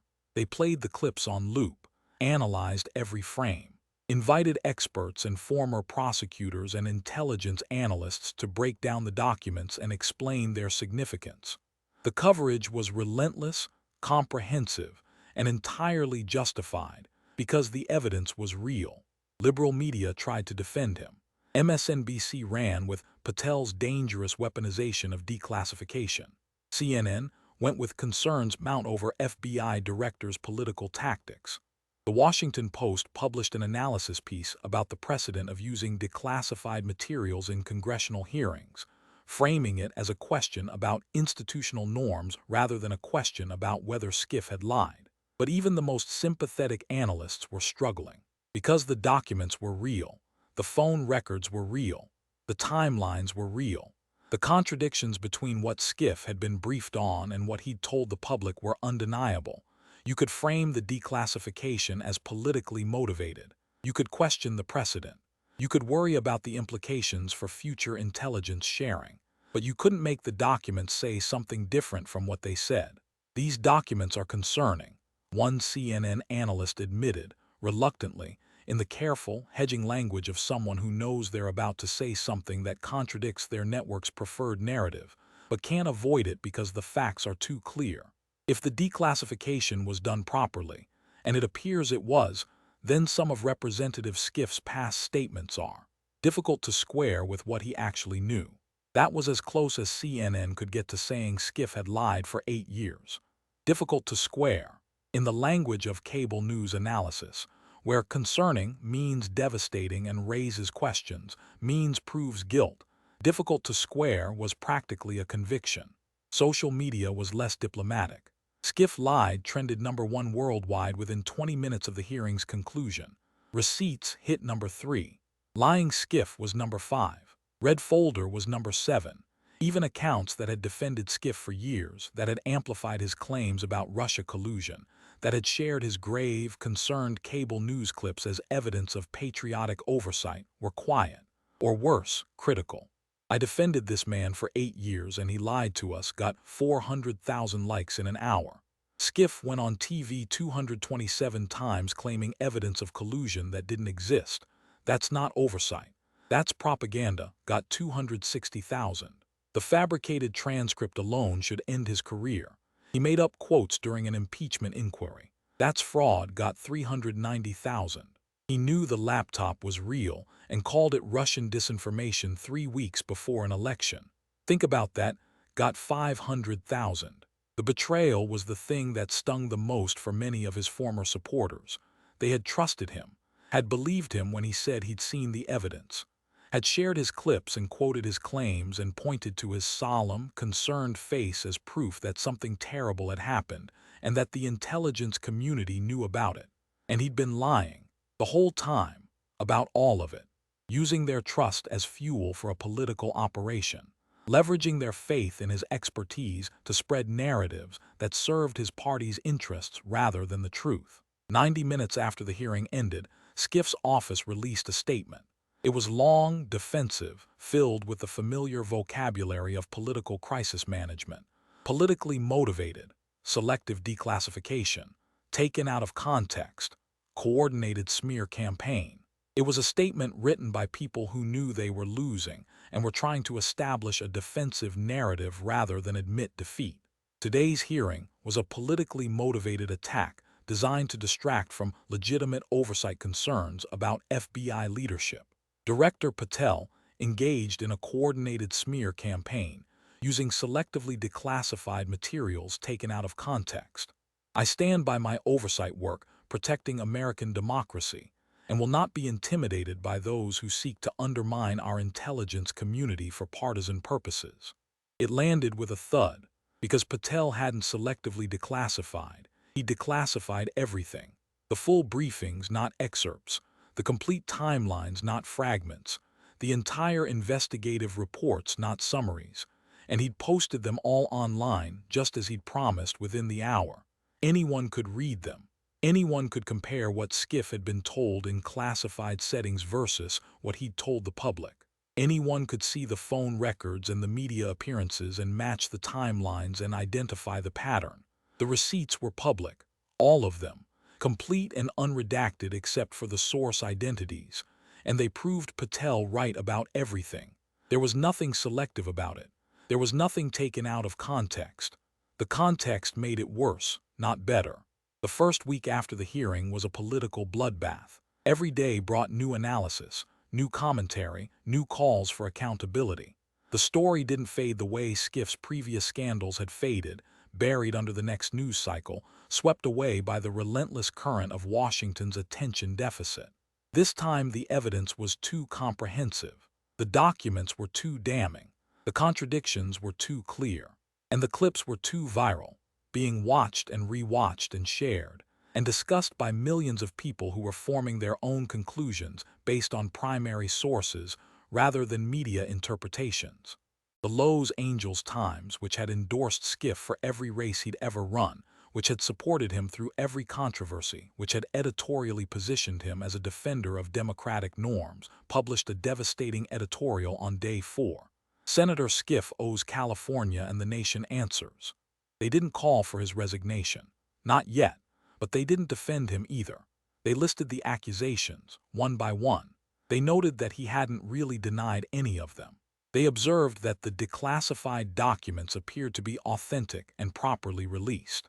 And they concluded that voters deserved better than a senator who couldn't or wouldn't explain the contradictions between what he'd been told in classified settings and what he'd told them. The San Francisco Chronicle was blunter. Schiff's credibility crisis. Their editorial board called the evidence troubling and suggested he consider whether he can continue to effectively represent California given the serious questions about his truthfulness. For a newspaper that had consistently supported Schiff and his party, this was the equivalent of a public execution. Not because of what they said, but because of what they didn't say. There was no defense. No alternative interpretation. No way to explain away the documents. Republican House members called for the Justice Department to investigate Schiff for leaking classified information. Whether anything would come of it legally was uncertain, but it kept the story alive, kept the pressure on, kept the media cycle from moving on to the next shiny object. More damaging was what happened in the Senate itself. The Senate Ethics Committee, without any prompting from Republican leadership, without any formal complaint being filed, announced that they were opening a preliminary inquiry into Schiff's handling of classified information during his time on the House Intelligence Committee. That was the killer, because ethics committee inquiries don't happen without reason. They don't happen because of political pressure or partisan warfare. They happen because the evidence is serious enough that the institution itself feels compelled to act. And this wasn't Republicans attacking a Democrat. This was the Senate investigating one of its own. Polling started coming in by day 5. It was brutal. Schiff's approval rating in California had dropped from 58% to 31%, a 27-point collapse in 1 week. The kind of drop that pollsters stare at and recheck their methodology because it shouldn't be possible. 72% of voters said they believed Schiff had lied to the public about classified information. 68% said he should resign from the Senate. Even among Democrats, only 44% approved of his job performance.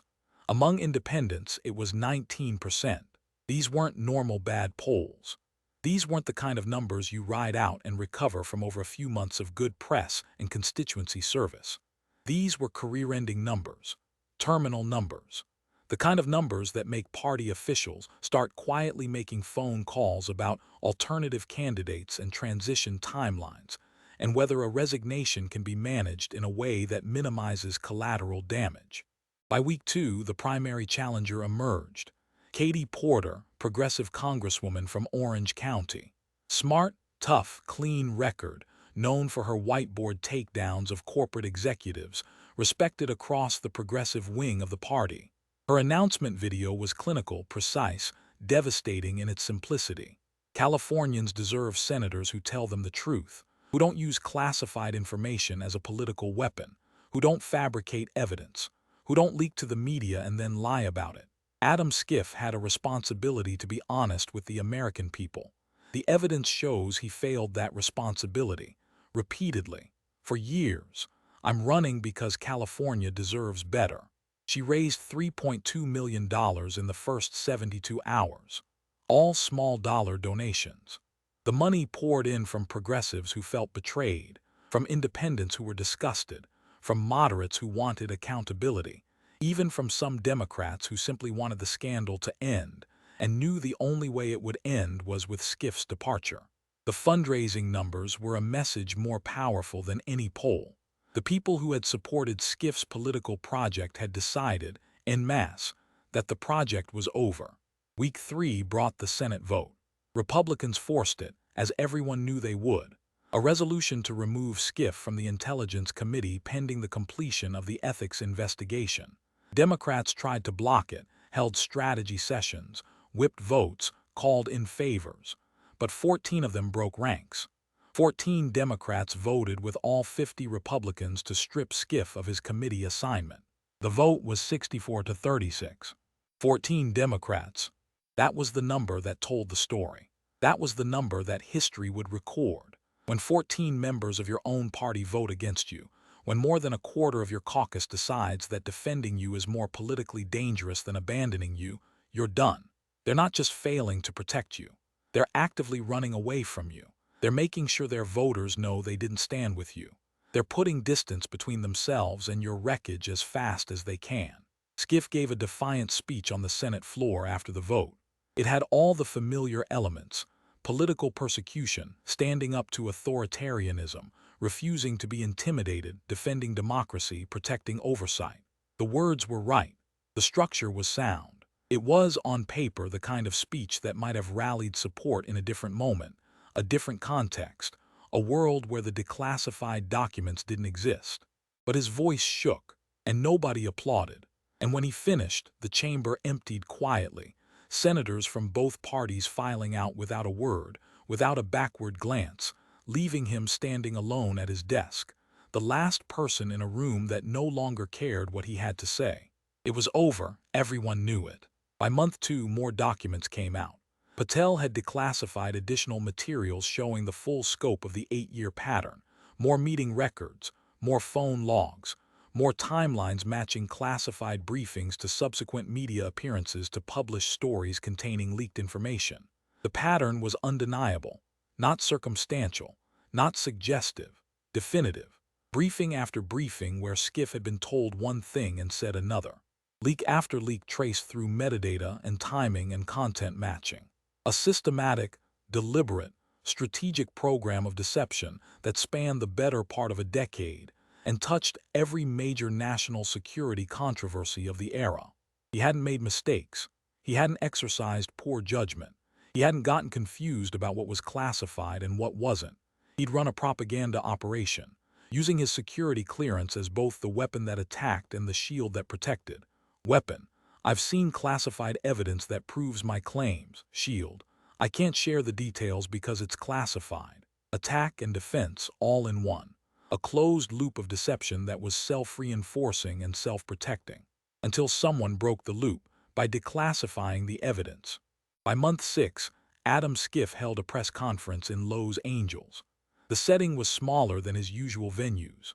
No Senate hearing room, no Capitol steps, no bank of network cameras, Just a mid-sized hotel ballroom with modest attendance and a few cameras from local stations and the national outlets that still considered his fall from grace a story worth covering. He announced that he would not seek re-election. He framed it carefully, the way politicians always do, as a choice rather than a defeat.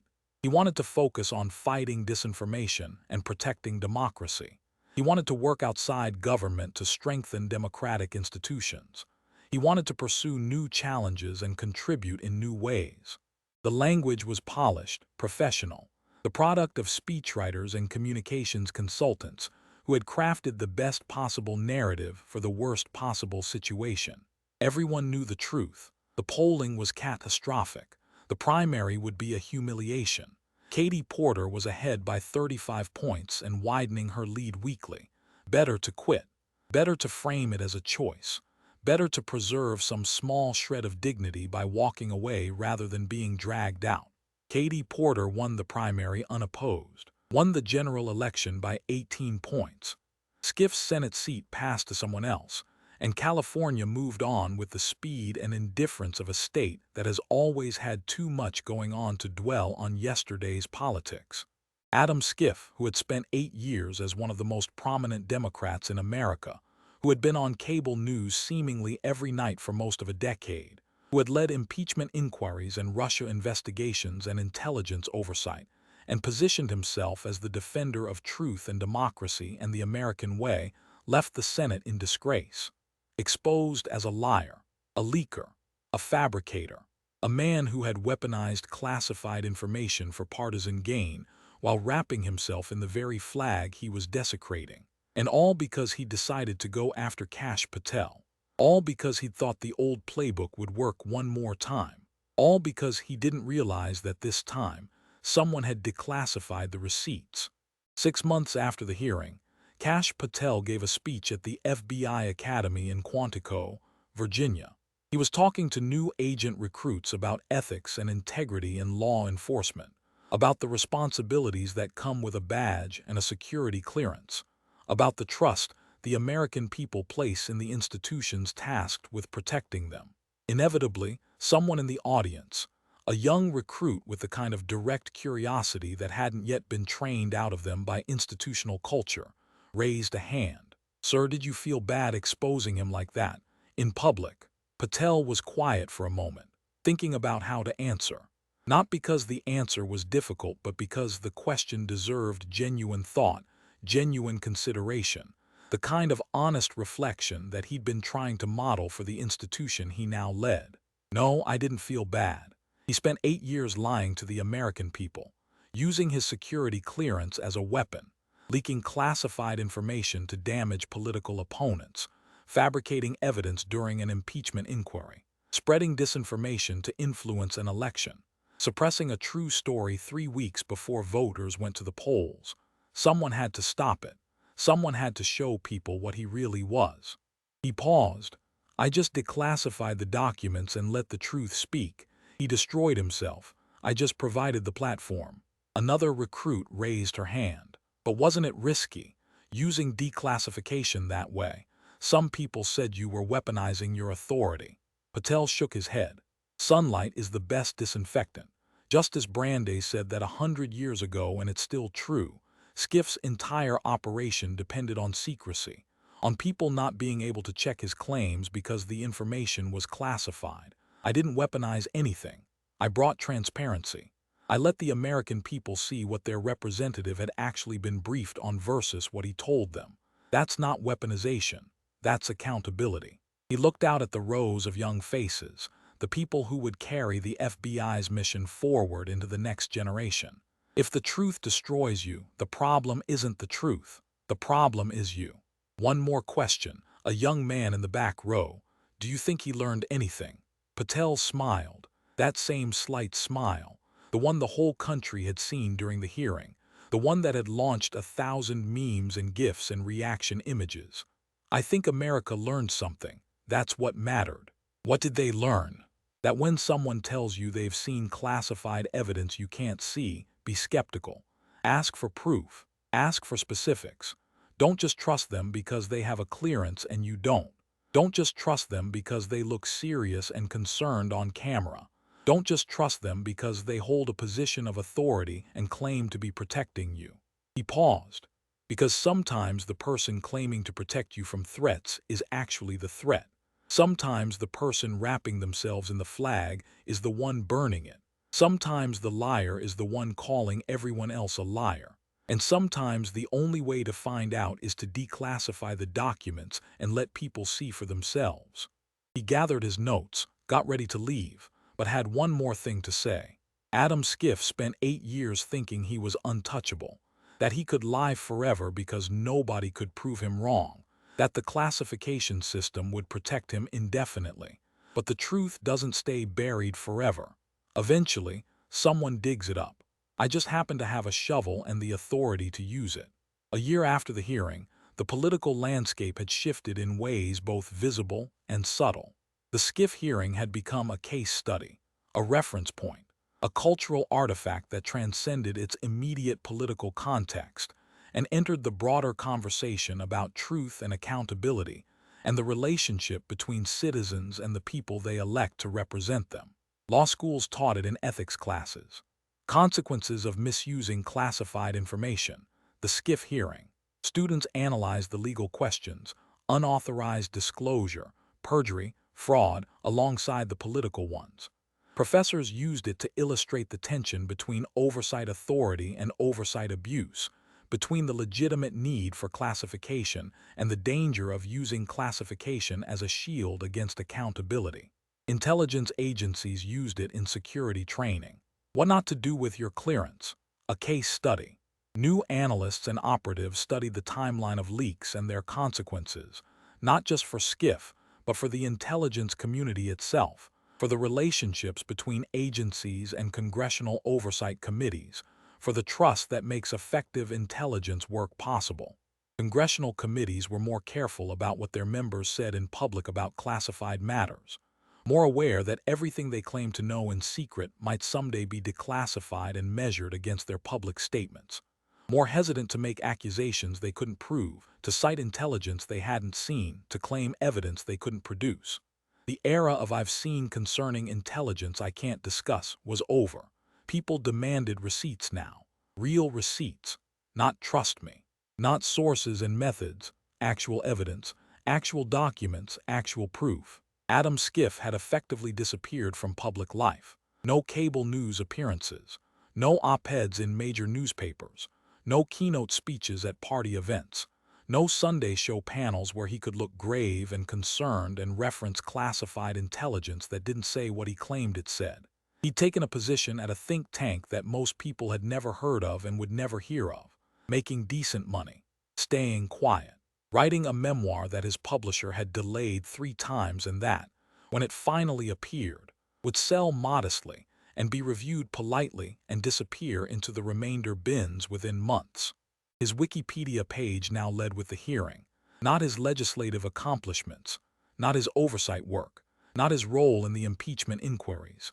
The hearing, the lies, the leaks, the declassified documents, 8 years of political prominence reduced to a cautionary tale about hubris and accountability, a story about what happens when you lie for so long that you forget someone might eventually check your work.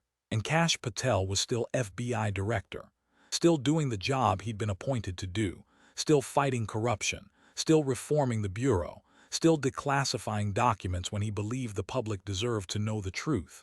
He didn't talk about the Schiff hearing much. Didn't need to. The documents spoke for themselves. The truth spoke for itself. The receipts were public record, available to anyone with an internet connection and the curiosity to read them. Because at the end of the day, that's what had destroyed Adam Schiff. Not political attacks, not partisan warfare, not some vast right-wing conspiracy, not weaponized declassification or coordinated smear campaigns or any of the things his dwindling defenders still occasionally claimed. The truth. Simple, documented, declassified truth. The truth that he'd lied, that he'd leaked, that he'd manipulated and fabricated and deceived, that he'd used his security clearance to spread propaganda while accusing others of exactly what he was doing, that he'd spent 8 years playing a game he thought he'd mastered. I know things you don't know, trust me. They're very concerning, I'd tell you, but it's classified. And then someone had called his bluff. Someone with the authority to declassify. Someone with the patience to compile 8 years of evidence. Someone who understood that the most devastating weapon against a liar isn't a louder voice or a clever argument or a more aggressive investigation. It's just the truth, documented, organized, presented clearly, and made available for everyone to see. That's what Kash Patel had done in 90 minutes on live television, with 52 million people watching, with a red folder and a legal pad and the calm, methodical patience of a man who had spent his career building cases and knew that the best cases don't require theatrics or emotion or raised voices. They just require evidence, real evidence, the kind that speaks for itself. And the evidence had spoken, had told the story of a man who'd lied for so long he'd forgotten that people could eventually check his work, who'd wrapped himself in the flag while betraying the trust it represented, who'd called himself a defender of truth while spreading lies, who'd positioned himself as a patriot while putting partisan politics above national security, above the integrity of the intelligence community, above the trust of the American people, above everything he'd claimed to hold sacred. The story of Adam Schiff, intelligence expert, defender of democracy, champion of truth, protector of sources and methods, cable news fixture, political brand, liar, leaker, fabricator, fraud. The receipts didn't lie. They never do. They can be hidden for a while, classified and sealed and locked away in secure facilities where only people with the right clearance can see them. But they don't go away. They don't change. They don't soften or fade or become less damning with the passage of time. They just wait, patient, permanent, ready for the day when someone opens the folder and shows the world what's inside. And on that Tuesday afternoon in March, with the whole country watching, with the cameras running and the microphones live and the social media platforms already amplifying every moment, the receipts told the truth about a man who'd spent 8 years lying, told it clearly, told it completely, told it with documents and timelines and phone records and briefing transcripts that couldn't be spun or denied or explained away. Told it in a way that ended a career and changed a political landscape and reminded everyone watching that the truth, however long it takes, however deeply it's buried, however carefully it's hidden, eventually comes to light. Sometimes that's all you need. Not speeches, not rhetoric, not moral arguments or partisan warfare or media campaigns. Just receipts and sunlight and the willingness to show people what their representatives have really been doing behind the classification wall, behind the serious expressions and the grave concerns and the careful references to intelligence that couldn't be discussed. That's what ended Adam Schiff's career. Not political warfare, not partisan attacks, not weaponized authority or institutional overreach or any of the other things that get blamed when powerful people face consequences. Just the truth, finally declassified, finally public, finally undeniable, finally placed on a table in a Senate hearing room, in a red folder with a stamp across the front, and shown to 52 million people who could see it for themselves and judge for themselves and reach their own conclusions. The liar met the receipts, and the receipts won. They always do. It just sometimes takes a while, 8 years in this case, 8 years of lies and then 90 minutes of truth, and the truth was enough. It always is.